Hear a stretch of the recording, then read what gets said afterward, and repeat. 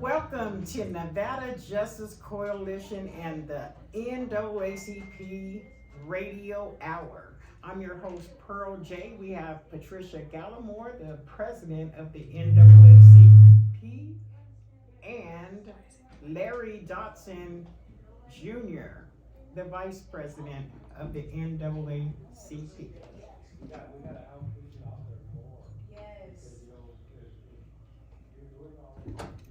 And tonight, you guys, we're going to be talking about a little bit of everything. I mean, when I say everything, I do mean everything. We're going to be talking about a little bit of everything. Tonight's program examines two important topics currently receiving national attention. Our goal is to separate verified facts from speculation. We're going to be talking about the Nolan Wells case. Yes. Nolan Wells. That's a heck of a roller coaster, and I actually have an interesting perspective and view on it, to be honest, because I look at it and I see how it started to roll out, and how the friends have really kind of separated themselves from being involved in any way, shape, or form.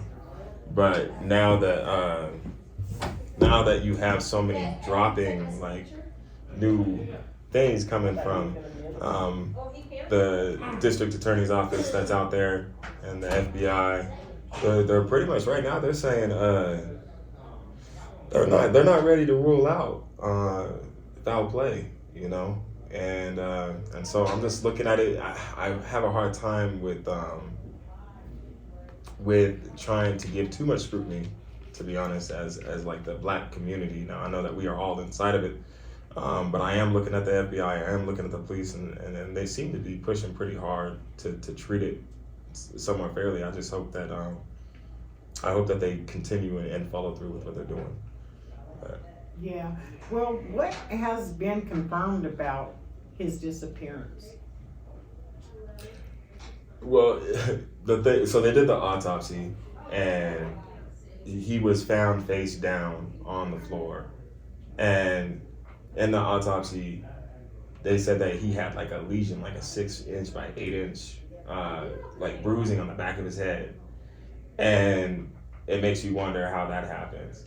Some say that that's normal, you know, especially after decomposition and all that stuff. But then it's also, they when they did the autopsy, they're missing the throat.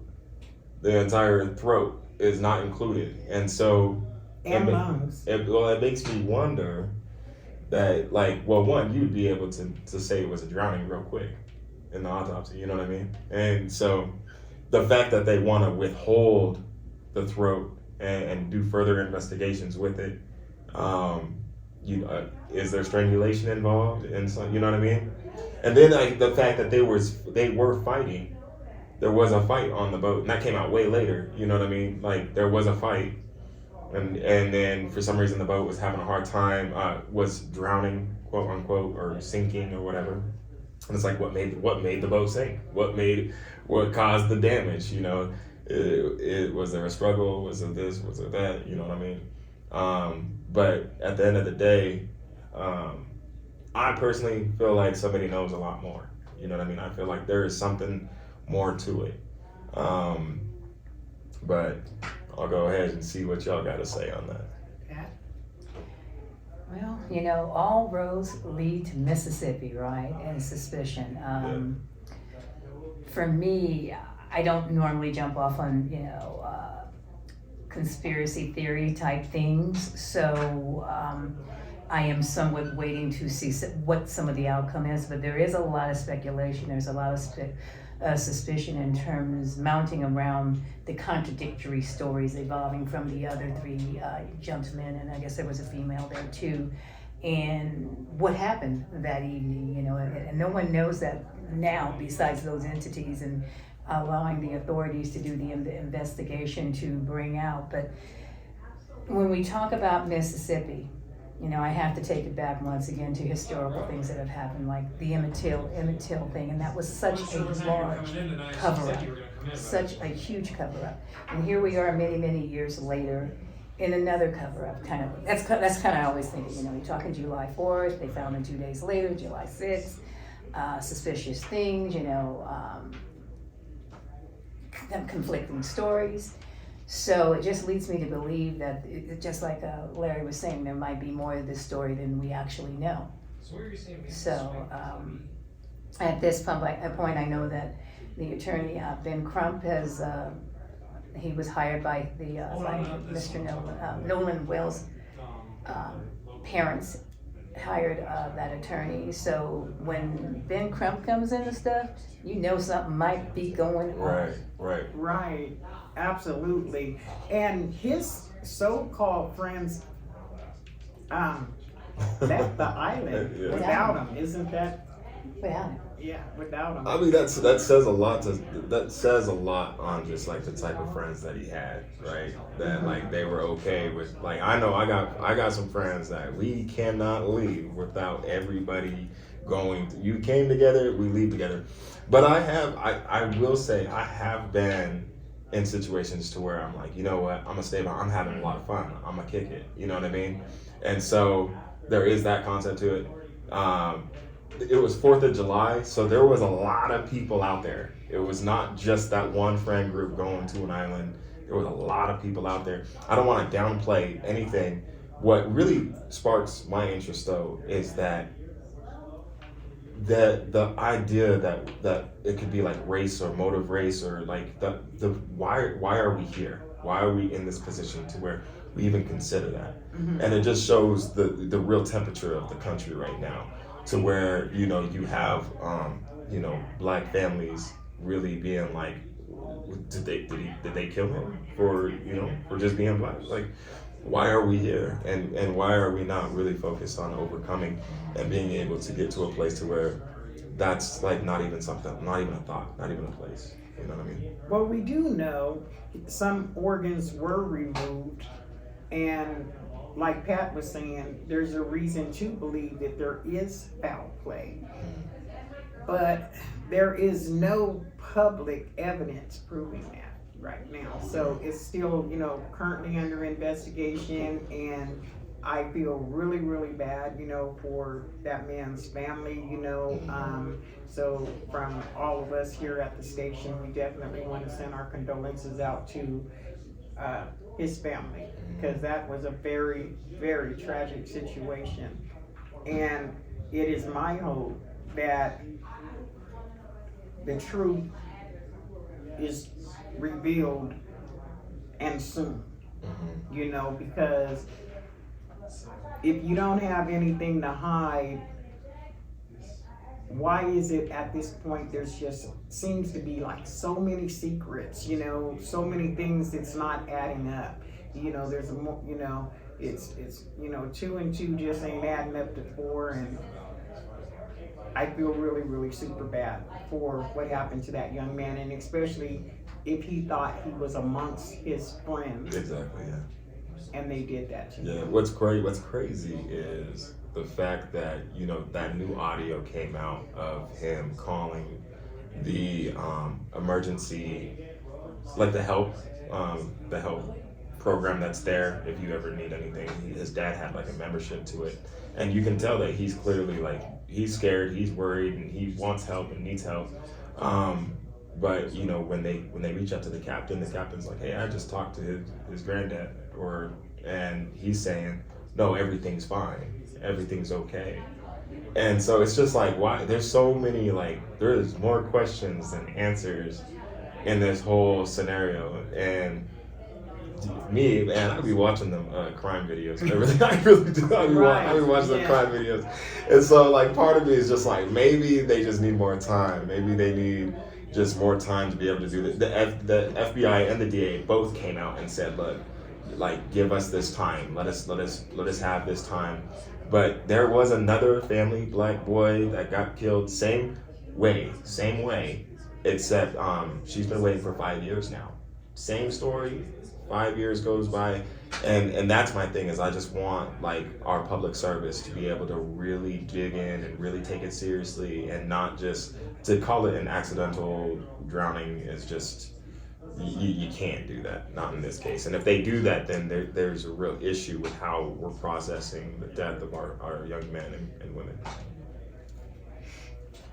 Well, as I said, Mississippi, and Larry, you talked about cover-ups and things of that nature. There was a thing with some white folks back there, in the South, the Murdochs, a rich family, where it was a big, huge cover-up where they were in a boat, and it was a building accident. The son was drunk driving the boat. A female died. The dad wound up killing his wife and the son, and big cover-ups. So that, by just saying that, something like that could occur. I'm saying? We don't know what all transpired. We don't know if those people were really friends, right? Mm-hmm. I mean, they could have been pseudo-friends. Mm-hmm. They could have been, as you were saying, Larry, maybe you thought they were your friends, but maybe they weren't your friends. Right. But just as we were speaking earlier, when you're on an island, and that's a remote type island there in Mississippi, everybody should have left together. There should have been some type of understanding. I don't know why he would have thought, would have said, hey, I'm going to stay behind. Right. Right. And not take his phone. Right. And all these type of things. So,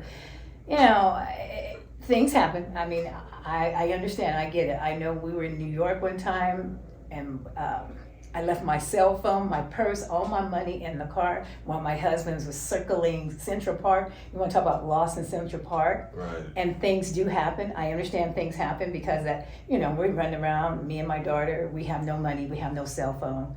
We don't know what we're doing, so we finally rolled up on somebody and we asked, can we use your cell phone? Because, Well, that's the next thing is that, like, okay, so if I am with a friend group and I do have a friend that is going to stay behind, mm-hmm.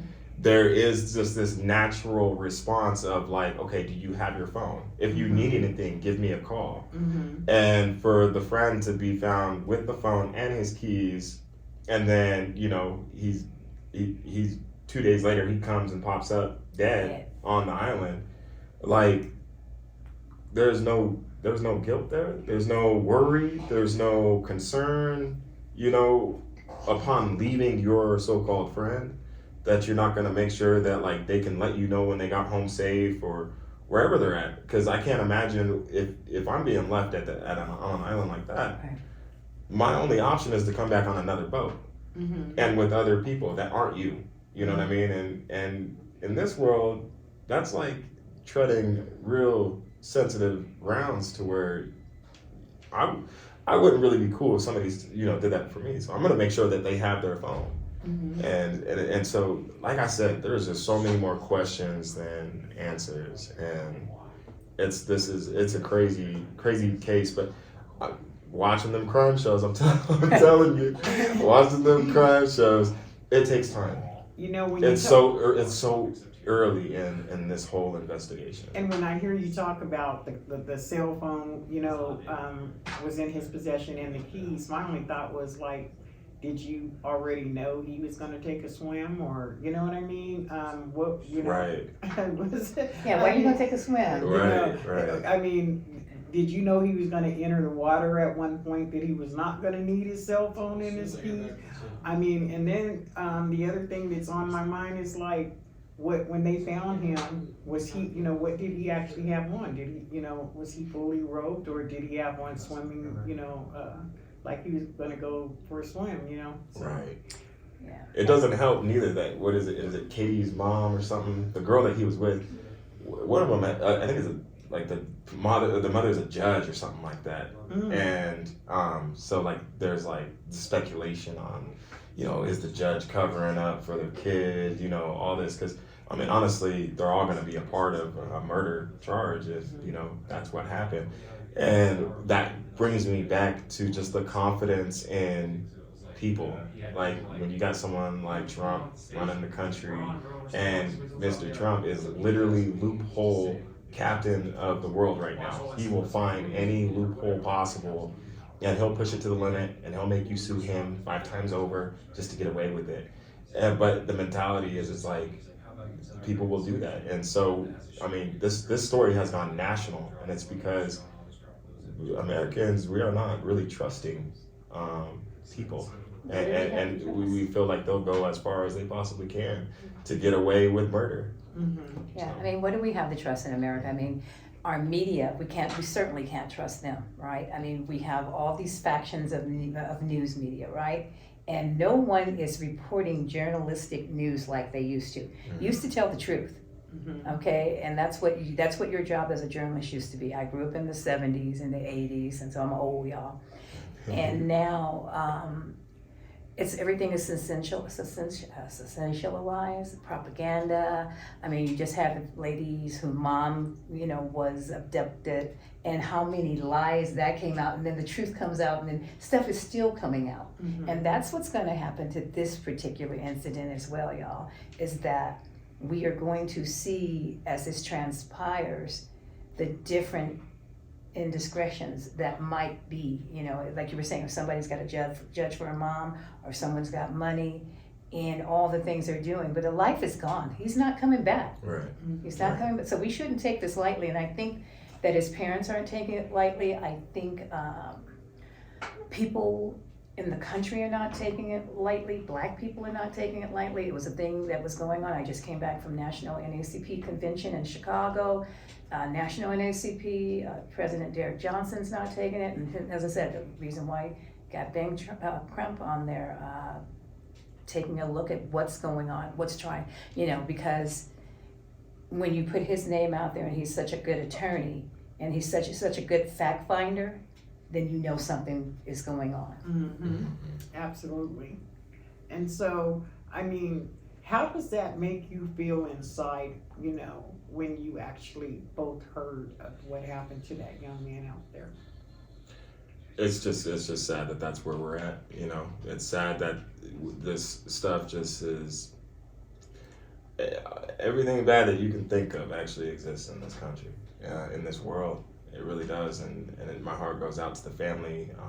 I know his mother is, just by watching how she is going through this, she's trying to stay strong and just get through it. But my disappointment just comes from, like, if it was really an accident, if it was really, there would be more said.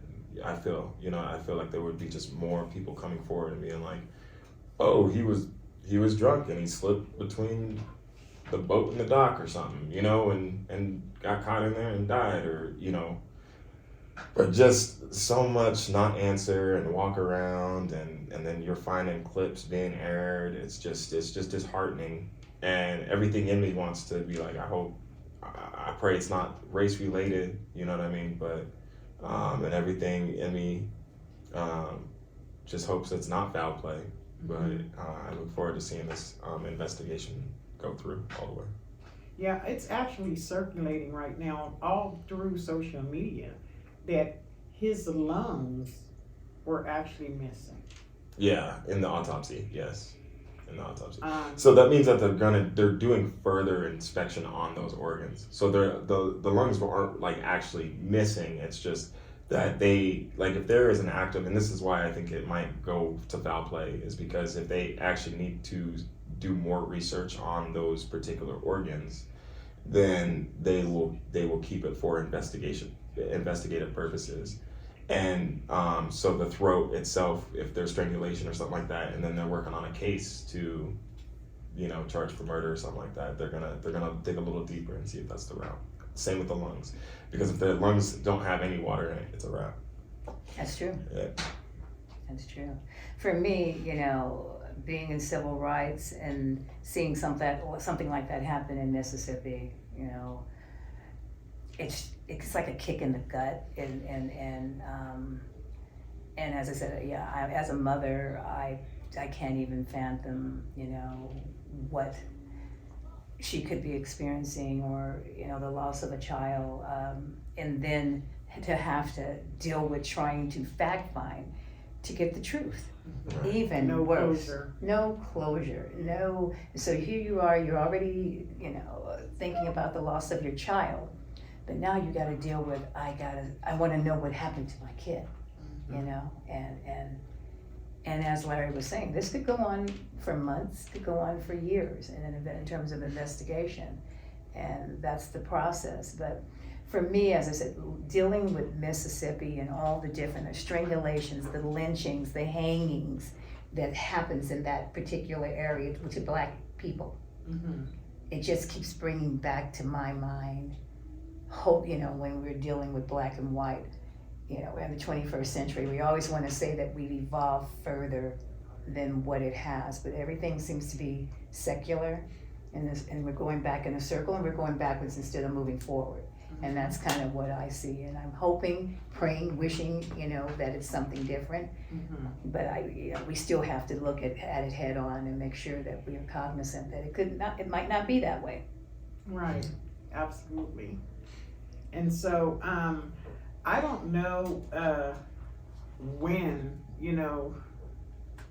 this type of behavior they're gonna get a handle on it or some control, because if you really pay attention what's happening around us, our younger generation is actually more active in committing these type of crimes and being involved in that type of activity more and more. There was an incident where there was 2 young men that actually rung the doorbell of a young black man's home, and they asked if they can charge their phone. Being that they were teens, he allowed them to come in so they could charge their phone, and they shot him in the back of his head. So I can go on and on and on and on about different incidents that are starting to circulate, throughout all of our communities. And this is like so disappointing, because I'm wondering, where does this type of hate come from? Everybody goes, oh, I'm so tired of hearing about, slavery and it was back then. No, it's still happening right now. You know what I mean? And that's scary. Yeah. No, I agree 100%. I think that right now, I'll go back to what I was saying. The temperature of the country has completely changed with the leadership that we have in the country right now. And I think that this hurts all of us, right? Like every single race, every single sex and age group, because when somebody goes to that level of reality, it hurts all that surrounds them too. And so we thrive better. We literally are a more successful and happy society when we have that mentality not included in the way that we go about our lives. But right now we have a leadership that is really focused on killing for what you want, and really devaluing humans altogether. And I have to say that, we have this war going on. We have a war going on over in Iran and Israel. They're all kind of picking and choosing, hey, I'm the one that deserves to live. I'm the one that deserves to have what I want. And when that is what is leading the free world, you're gonna see a nation that follows suit, Yep, and you're absolutely right. What's your thoughts on that, Pat? I totally agree. It's like it's in now to be hateful. Mm-hmm. Okay, it's our leader of our country is a felon. Mm-hmm. That was an office that was revered. So now it's kind of like, and I'm trying to talk about it in a way where folks can understand all the violence that we have with the gamings, social media, our telephones, our disconnect from human beings. Everyone has a cellular device, right? Mm-hmm. And we have our heads in that cellular device all the time. We are not conversing with each other. We're not loving each other. We're not talking to each other.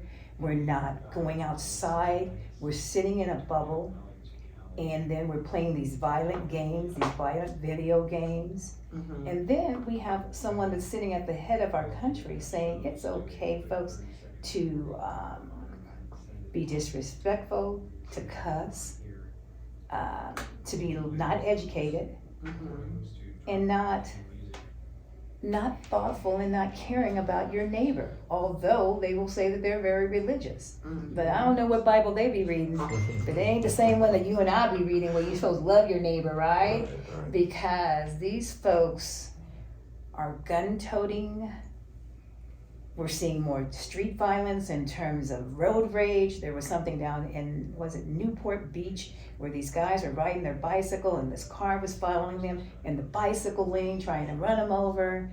And it was road rage against the bicyclists, and the bicyclists were doing with it, just riding a bike.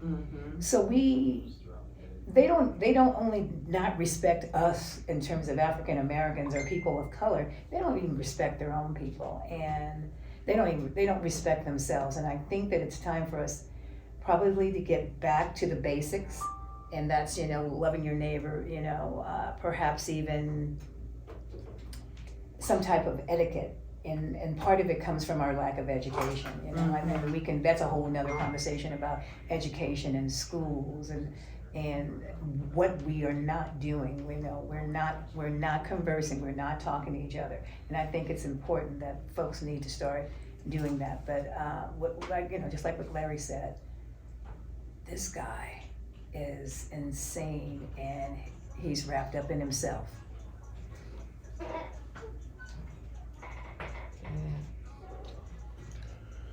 Yeah, I'm thinking that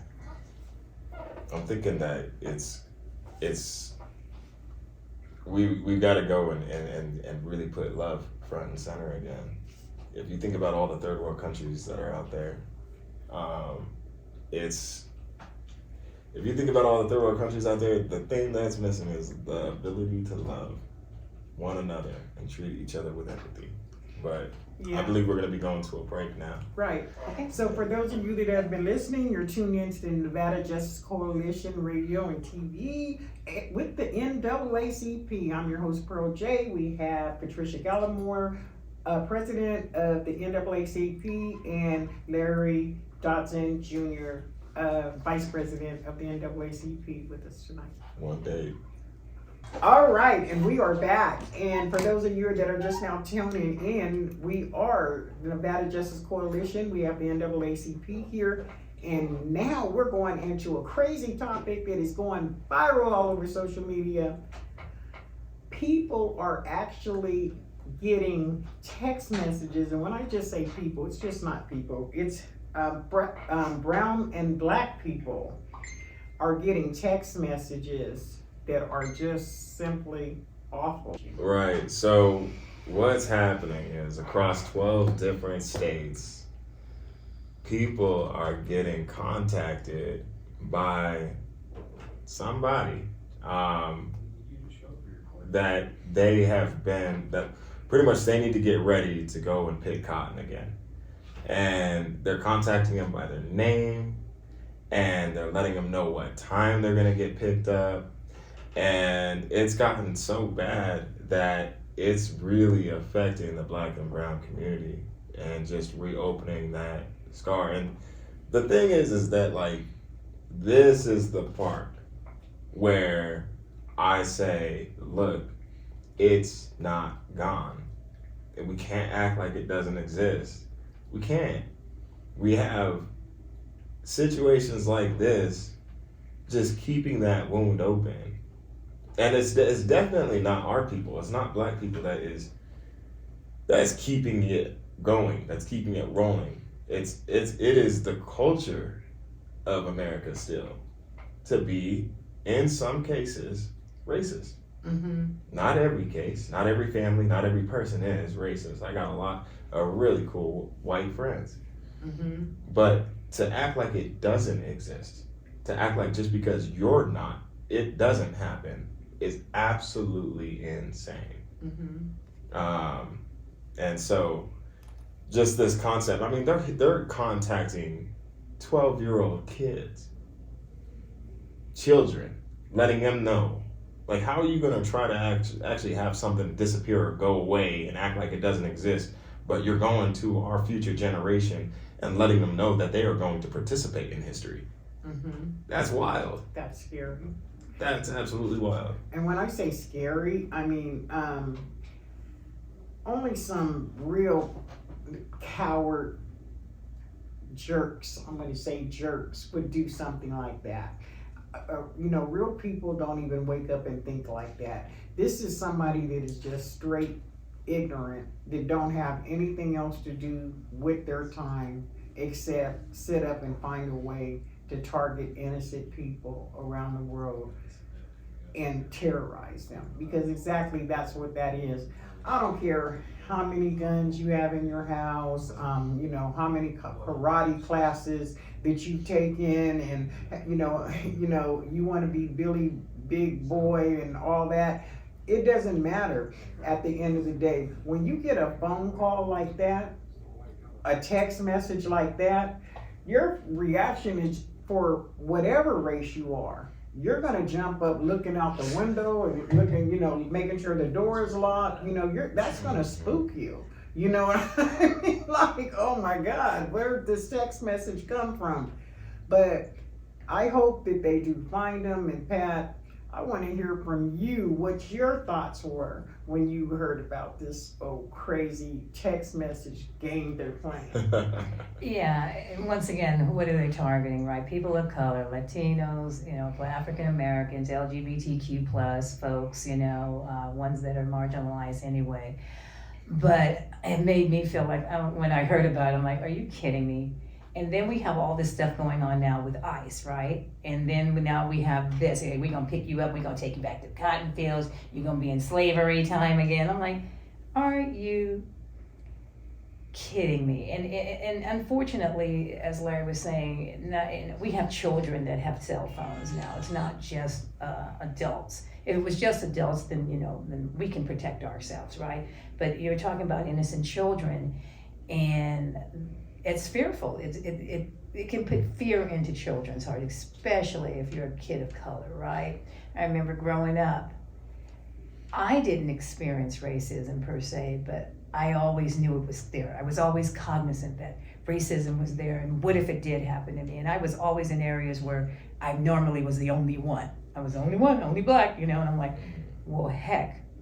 And when I was growing up as a teenager, my car was a weapon, because that's the only thing I had. I didn't have a gun, I didn't have a bat, but I had my car. So if you let me get to my vehicle and let me start it up, you better move, because I'm gonna run you over. And I say that, but if you're talking about a 12-year-old kid, a kid doesn't have that. What do they have? And sometimes they're not even gonna talk to their parents. So it's just, y'all, I'm exhausted. I'm exhausted. You know what though? I mean, I really want to just break that comment down to, like, you got this guy or people. I mean, going across 12 states. He's obvious. They said that it's a couple of numbers are going back to text now numbers, so it could be a guy that's just kind of, using a whole bunch of different platforms to try to get as big of a reach as he can. I don't ever underestimate the ability of one man, but at the same time, it's a little big to just be one person. I feel like it's a group, and I mean, it could stem from like kids to an actual, like something as complex as the Proud Boys. You know what I mean? Like who knows? But the idea and the concept is really just hate. Mm-hmm. It's just hate, because even if let's say that they wanted to bring slavery back, we're not going to no cotton field. We're going to just be working in production, or like in a Tesla, you know what I mean? That's the new cotton field. That's the new cotton field. That's the new cotton field. Everybody's going to Tesla, you know what I mean? Panasonic, Tesla, and that's hilarious. But what's spooky though, honestly, when I say spooky for those kids, because I could just imagine being an 11-year-old, back in the day, and that was many years ago for me, but getting a text message like that, I'd be like, Mom, I'm not going to school. You know what I mean? I'm afraid to go to school. Anybody, outside of my race approaching me, I'm going to have anxiety and scared, because I just got this text message, and then in the text messages, it also stated that we're going to search you and all this. Oh, yeah. You're going to arrive and be searched. Be ready to be searched. That for a young person's mind, that's a lot. And it might even trigger some type of reactions to where youngsters are like, I'm going to carry a gun, I'm going to carry a knife, and the first person that walked up to me, not my race, and approaching me, I'm just going to start doing something bad to them because I think they're fixing to do something bad to me. So they have created a monster basically. Yeah, You they know what really I have. mean? They really have. You know, that's what they created. And I kind of feel like it kind of leans towards maybe someone that works for a phone company, you know, that has access to everybody's phone numbers, like, you know, their children's accounts, that, you know, and stuff like that. Although they're saying they don't know if it's coming from within the states or out the states, but wherever it's coming from, if it was something that was happening that, you know, in an investigation that they thought was serious enough for them to move on, they would be moving a lot faster than what they're doing right now. Because what if these actions actually start being carried out? Or how do we know they haven't already been carried out?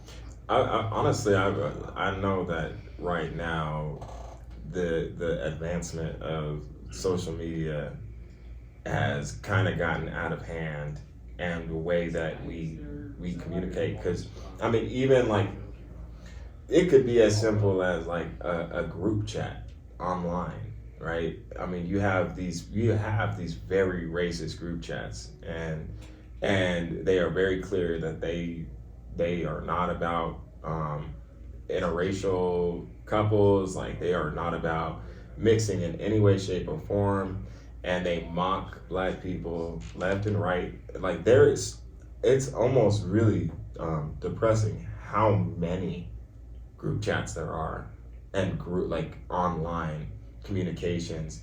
And so them doing this, I can even see it as like an initiation. You're gonna have to go and, you know, let a couple families know that they're gonna be next on the cotton field. We have not yet figured out how to even charge that, because we're kind of going on to violating the First Amendment, freedom of speech, like, and that's what I mean by like the leadership that we have in this country, is that we can't just shut that down. Like, there's got to be a line when it comes to hating people for their entire race.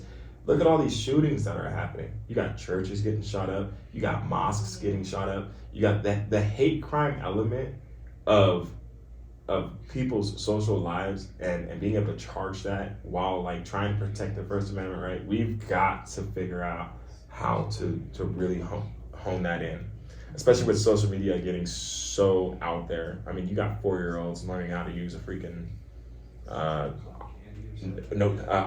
you know what I mean? And that's the exposure, like, and that's what the world that these kids are getting into. These kids do not just wake up one day and say, I'm racist. You know, they learn it, but they learn it by social media. They learn it by these little group chats. It's by gaming. Just going on Call of Duty, I get called the N-word like 20,000 times. Just going on Call of Duty, you know what I mean? But there's got to be something to enforce against that type of stuff. Right, and that's what I was going to comment on too, Pat. You know, social media, if you post something on social media, let's just say, for example, I wanted to use Marvin Gaye's music, you know, they're on top of you within the first couple of seconds. So why aren't they on top of these hate groups, the racism, and all the stuff that they say in their handbook is not allowed and not supposed to be active on social media? You could even go to Marketplace and go to post something that you know that it's against their community rules, and they're on top of you. Let me check this out. Give me 15 minutes. You know what I'm saying? But all of this stuff that's happening on social media, and especially even all these women and girls and stuff, you know, that's on there that are exposing themselves, you know what I mean? Today I was on, I gotta say this, I was on IG today, and this girl literally just bends over, exposes everything. So I said, report. I'm reporting you right now. You are, you know, because who wants to see that? You know what I mean? And so it's just too much going on. In social media, they're playing dumb, like they don't know what's happening. They know what's happening. They know everything. When someone sends you a message on social media, when they send you a message on social media, they actually have responses automatically that respond to what a person is saying to you. Like I go, hey, are you going to be available? Then they show these little boxes at the bottom where you send an automatic reply. That tells you that they're acknowledging what you said to me. Okay, so it's BS, you know.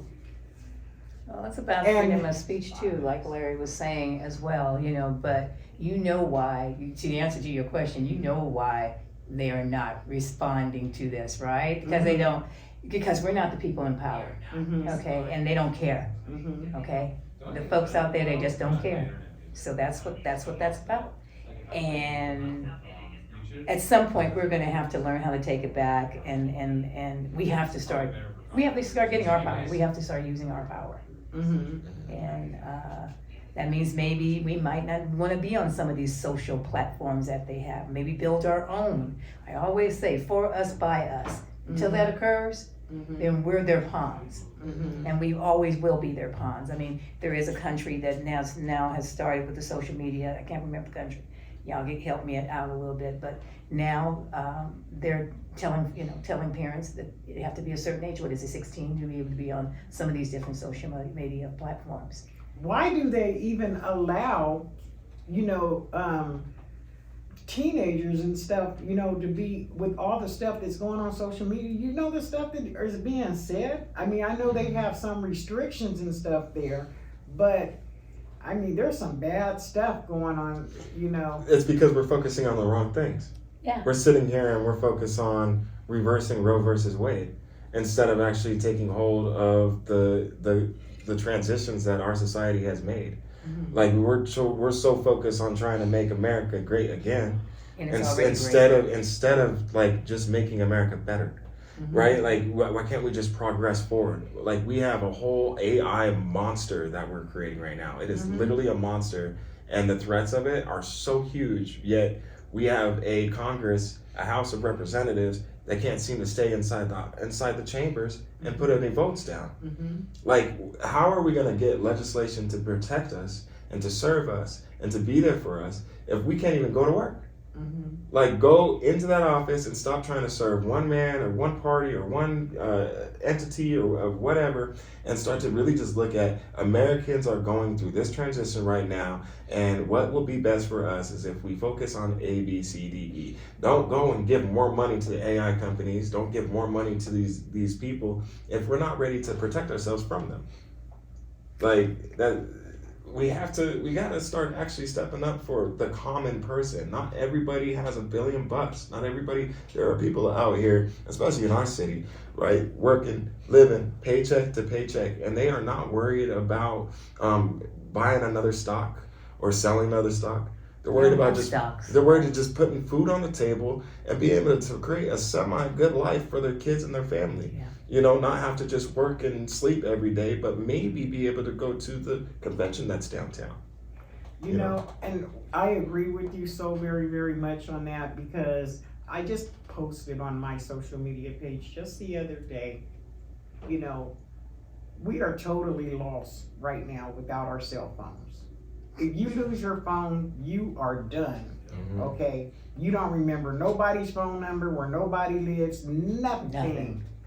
And now, on top of that, we're allowing AI to write for us, to think for us, to build for us. So we're not using our brain at all. Full surrender. Totally. So where are we all gonna be 6 months, maybe a year from now? Because look, they don't need nobody to do no graphics, to write reports. They're replacing lawyers or doctors. You could go on the internet now. I mean, already Google had a lot of information, but AI is killing the crowd. You know what I mean? It is seriously killing the crowd, and people aren't really thinking about that. It's something going on that they're using these tools to keep us distracted. You guys, you're tuned in to Nevada Justice Coalition. I'm your host, Pro J. We have Pat Gallimore, Larry Dotson with us today. And We are talking about real facts. And for those of you that are looking to find the Nevada Justice Coalition, you could find us on Facebook.com, Nevada Justice Coalition, or search the NAACP Reno Sparks.